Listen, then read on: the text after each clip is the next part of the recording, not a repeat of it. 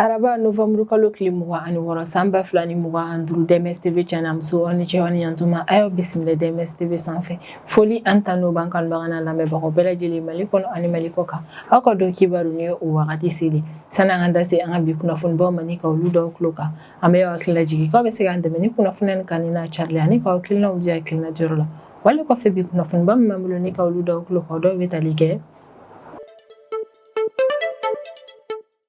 ko opération dugukolo ko hukumu yɛrɛ kɔnɔna min an ka Mali fintigilakaw ye k'a daminɛ Novembre kalo tile 15 la fo ka taa bila Novembre kalo tile 23 la san 2025 k'an ka Mali fintigilakaw ye opération yɛrɛ kɔni kɛ an ka Mali fantan naani bɛɛ lajɛlen yɛrɛ kɔnɔna bila minnu yɛrɛ kɔni bɔra ni opération na min an ka Mali état-major général des armées Habi da se o ma ni ka o walawala jamana kɔnɔdenw yɛrɛ kɔni bila yɛrɛ kɔni y'a yira k'a fɔ ko min an ka Mali fintigilakaw ye k'u ye sebayaba yɛrɛ de kɔni sɔrɔ opération na ka da ka sira ka banbaci wale maa caman bɔnɛ ani dɔw yɛrɛ kɔni fɛnɛ minɛna min yɛrɛ kɔni fɛnɛ kɛlɛkɛminɛw ye cɛnni donna o caman na ni opération ninnu senfɛ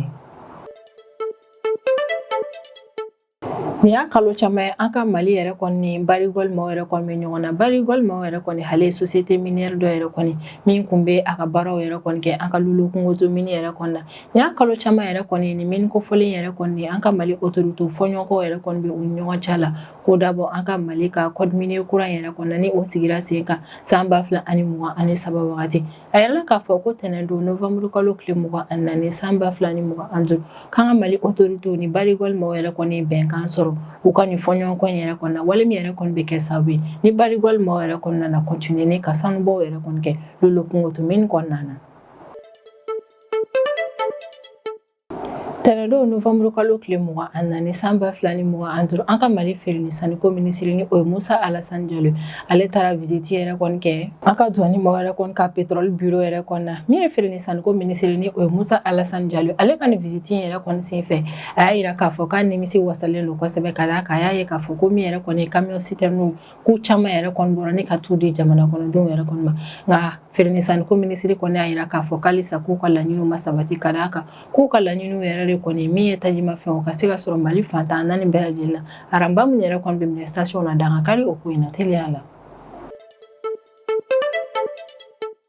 kabini États-Unis maaw yɛrɛ kɔni u ka plan bɔ plan min yɛrɛ kɔni nana kɛ sababu ne ka dankari Russie ale ni Ukraine yɛrɛ kɔni ka kɛlɛ la maa caman yɛrɛ kɔni accusation kɛ ne ka ɲɛsin États-Unis maaw yɛrɛ kɔni ma k'a fɔ ko min yɛrɛ kɔni ye Donald Trump ni ale États-Unis jamana ɲɛmaa k'ale yɛrɛ kɔni bɛ ka Russie yɛrɛ kɔni favoriser ka tɛmɛ Ukraine yɛrɛ kɔni ka Russie ni Ukraine ka kɛlɛba ni ko yɛrɛ kɔni o ko hukumu de la tɛnɛndon Novembre kalo tile 24 san 2025 Maison Blanche maaw yɛrɛ kɔni bɛ bɔ ni ka jaabi kɛ ka ɲɛsin o man yɛrɛ kɔni ka o accusation ma ni kunnafoni ba ne bɛ an bolo kɔrɔ bɛ an bɛna minnu walawala aw ye bidon kibaru kɔnɔna na dɔgɔkun kelen kuntagala kɔnɔna ni o ye kɛrɛnkɛrɛnnenya la k'a daminɛ Novembre kalo tile 15 la ne ka taa bila Novembre kalo tile 23 la san 2025 an ka Mali fintigilakaw olu ye opération caman yɛrɛ kɔni kɛ an ka Mali fantan a naani bɛɛ lajɛlen yɛrɛ kɔnɔna o opération nin yɛrɛ kɔnɔna bila min bɔr'o la min an ka Mali état-major général des armées ale bɛ bɔ ni ka walawalali kɛ o kow la a yɛrɛ la k'a fɔ k'an ka Mali fintigilakaw ye ni opération minnu yɛrɛ kɔni kɛ ko opération yɛrɛ kɔni bɛ tali kɛ an ka opération dugukoloko de la ko opération yɛrɛ kɔni kɛra sababu ni an ka Mali fintigilakaw olu sera ka tiɲɛni ale ni dimi juguba yɛrɛ de kɔni don banbaci walimaw la min ye kɛlɛkɛminɛw ye o caman minɛna an ka sirabaw yɛrɛ kɔni kɛrɛnkɛrɛnnenya la jamana kɔnɔdenw ka taa ni ka sigi yɛrɛ kɔni ka ca sira minnu yɛrɛ kɔni kan an ka Mali fintigilakaw sera ka o sira nin yɛrɛ kɔni lakanaw sabati ni opération ba nin yɛrɛ kɔni senfɛ k'an ka jamana caman tiɲɛ fanfɛla yɛrɛ kɔni na min an ka Mali fintigilakaw olu ka opération yɛrɛ kɔni cari kosɛbɛ ni k'a caya o yɔrɔ yɛrɛ kɔni na opération minnu yɛrɛ kɔni sera ka nɔba bɔ ko Novembre kalo tile 17 tɛmɛnen san 2025 Sévaré hale ni Sege localité la k'an ka Mali fintigilakaw tun bɛ patrouille dɔ yɛrɛ kɔnɔna localité kofɔlen yɛrɛ kɔnɔna patrouille min yɛrɛ kɔni senfɛ an ka Mali fintigilakaw yɛrɛ kɔni taara bisigiya maa 11 na maa 11 min yɛrɛ kɔni minɛna fintigilakaw fɛ teliya yɛrɛ kɔnɔna ni ka t'u di an ka Mali autorité yɛrɛ kɔni ma walasa sɛgɛsɛgɛli baara yɛrɛ kɔni ka se ka kɛ ni maa 11 nin kan sabula min an ka Mali fintigilakaw u bɛ o minɛ wagati min u tun bɛ ka bisigiya u ka ko kɛtaw la kosɛbɛ ko dugusajɛ ni o bɛnna Novembre kalo tile 18 ma san 2025 Janfunke localité la min ye banbati wale ma olu kun nana essayer k'a fɔ k'u bɛ drone kamikaze yɛrɛ kɔni kɛ ni ka binkani wale kɛ ka ɲɛsin an ka Mali fintigilakaw ma nka ko an ka Mali fintigilakaw ka cɛsiri u ka jateminɛ ale n'u ka baara kɛ ko ɲuman o kɛra sababu ye n'u sera ka banbati wale ma yɛrɛ kɔni bali u ka ni binkani wale in na ni drone kamikaze yɛrɛ kɔni ka sɔrɔ baasi ale ni tiɲɛni foyi ma don an ka Mali fintigilakaw kunna ko novembre kalo tile 20 tɛmɛnen san 2025 Sofara ni Balanzina Fulbe localité yɛrɛ kɔnɔna k'an ka Mali fintigilakaw yɛrɛ kɔni kun bɛ patrouille la localité kofɔlen yɛrɛ kɔni kɔnɔna na patrouille yɛrɛ kɔni senfɛ an ka Mali fintigilakaw sera ka banbati wale maa 2 bɔnɛ ani na u sera ka o bolo da moto kelen kan min radio tɔliki waliki yɛrɛ kɔni o kelen fɛnɛ minɛna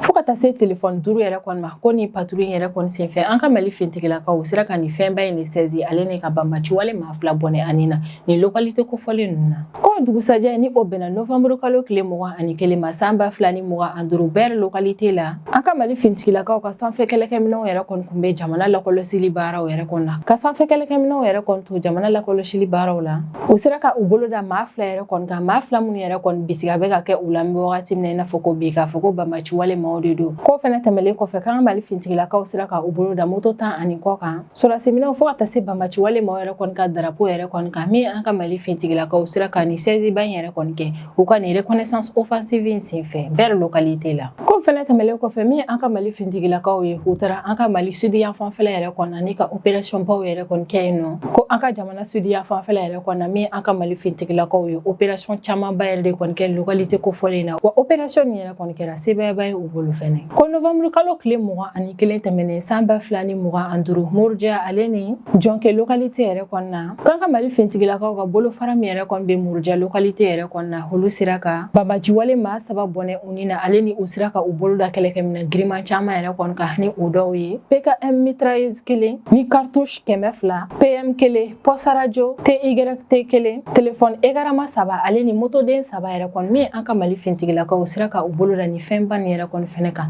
ni localité kofɔlen opération senfɛ ko novembre kalo tile 23 tɛmɛnen san 2025 Kumantu localité la komi an ka Mali fintigilaka dɔw yɛrɛ kɔni ka olu to jamana lakɔlɔsili baaraw yɛrɛ kɔni na u sera ka banbati wale maa caman bɔnɛ ani na marifaw fo ka taa se moto caman yɛrɛ kɔni ma an ka Mali fintigilakaw sera ka u bolo da ni fɛnba ni yɛrɛ kɔni fɛnɛ kan banbati wale ma ni yɛrɛ kɔni fagali fɛnɛ kɔfɛ ni opération in senfɛ ko fɛnɛ tɛmɛlen kɔfɛ min an ka Mali fintigilakaw taara opération yɛrɛ kɔni kɛ an ka jamana est yan fanfɛla yɛrɛ kɔni fɛ kɛrɛnkɛrɛnnenya la Gawo ale ni Kidali région kɔnɔna na ko an ka jamana est yan fanfɛla yɛrɛ kɔnɔna na min an ka Mali fintigilakaw olu ye opération yɛrɛ kɔni kɛ ni sanfɛ kɛlɛkɛminɛnw ni duguma kɛlɛkɛminɛnw ye ko opération nin bɛɛ lajɛlen yɛrɛ kɔni kɛra tilennenya de kɔnɔna na opération nin yɛrɛ kɔni kɛra opération ɲumanba yɛrɛ de kɔni wale min yɛrɛ kɔni kɛra sababu ye ni min yɛrɛ kɔni ye criminalité yɛrɛ kɔni ni région 2 nin yɛrɛ kɔni na ka camanba de bɔ a la ko novembre kalo tile 15 tɛmɛnen san 2025 Agela localité yɛrɛ kɔni na ko an ka Mali fintigilakaw ye opération dɔ yɛrɛ kɔni kɛ localité kofɔlen yɛrɛ kɔni na opération min yɛrɛ kɔni kuncɛra ni maa caman yɛrɛ de kɔni minɛnen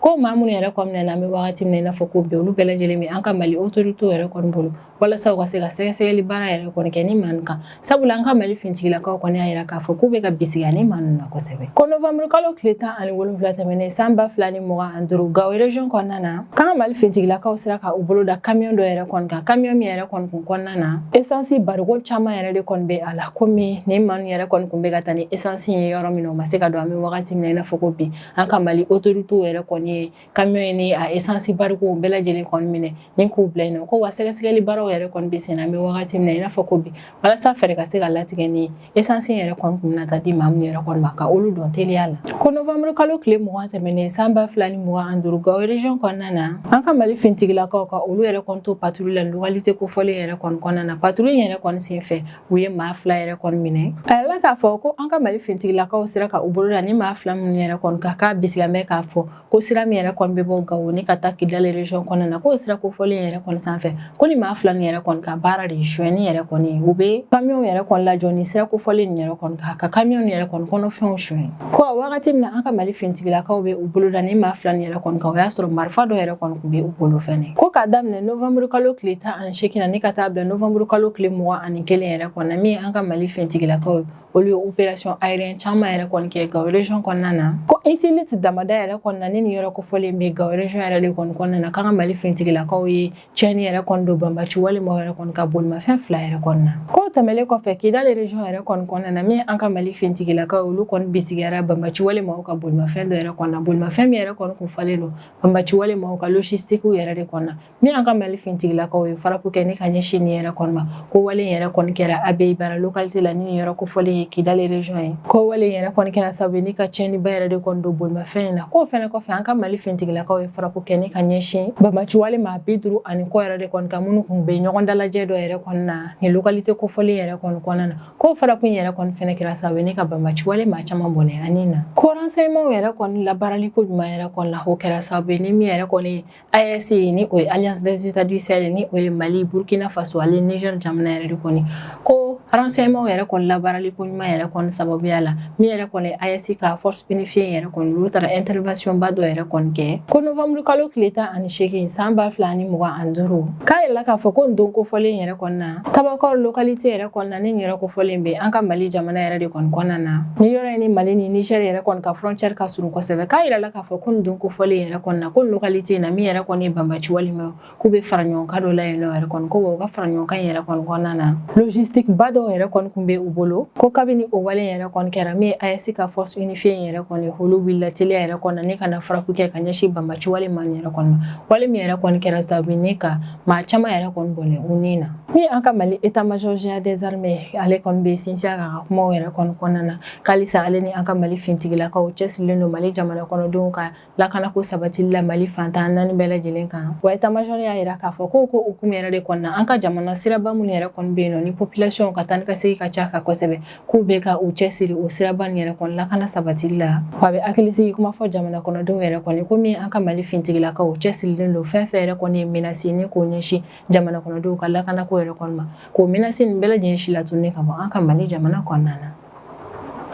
ko fɔɲɔgɔnkɔ min bɛ an ka Mali autorités ni barigol maaw yɛrɛ kɔni ni ɲɔgɔn cɛ la ni barigol ale kɔni société minière dɔ yɛrɛ kɔni min yɛrɛ kɔni bɛ an ka Lolo Kungoto mini yɛrɛ de kɔni baaraw kun géré an bɛ wagati min na i n'a fɔ ko bi ala k'a fɔ ko fɔɲɔgɔnkɔ min yɛrɛ kɔni kun bɛ ni société minière ni an ka Mali autorités yɛrɛ kɔni ɲɔgɔn cɛ la ko tɛnɛn don novembre kalo tile 24 san 2025 dankarila o fɔɲɔgɔnkɔ yɛrɛ kɔni na ni bɛnkan yɛrɛ kɔni sɔrɔlen jɛkulu 2 ninnu ni ɲɔgɔn cɛ la ko tɛnɛn don novembre kalo tile 24 san 2025 an ka Mali autorités ni barigol maaw yɛrɛ kɔni ye u bolonɔ bila bɛnkan sɛbɛn dɔ yɛrɛ kɔni na bɛnkan sɛbɛn min yɛrɛ kɔni nana kɛ sababu ye ni fɔɲɔgɔnkɔ kun bɛ an ka Mali autorités ni barigol yɛrɛ kɔni ɲɔgɔn cɛ la k'u dabɔ Lolo Kungoto mini yɛrɛ kɔni na ka dankari o fɔɲɔgɔnkɔ yɛrɛ kɔni na ni bɛnkan sɛbɛn min tɛmɛna an ka Mali autorités ni barigol maaw yɛrɛ kɔni ɲɔgɔn cɛ la o bɛ kɛ sababu yɛrɛ kɔni ni basi yɛrɛ kɔni mɛna don jɛkulu 2 ni yɛrɛ kɔni ka relation na a yɛlɛla k'a fɔ k'an ka Mali autorités yɛrɛ kɔni ni barigol yɛrɛ kɔni sera ka bɛnkan min yɛrɛ kɔni sɔrɔ walasa ka se ka dankari u ka ni fɔɲɔgɔnkɔ yɛrɛ kɔni na ko bɛnkan yɛrɛ kɔni na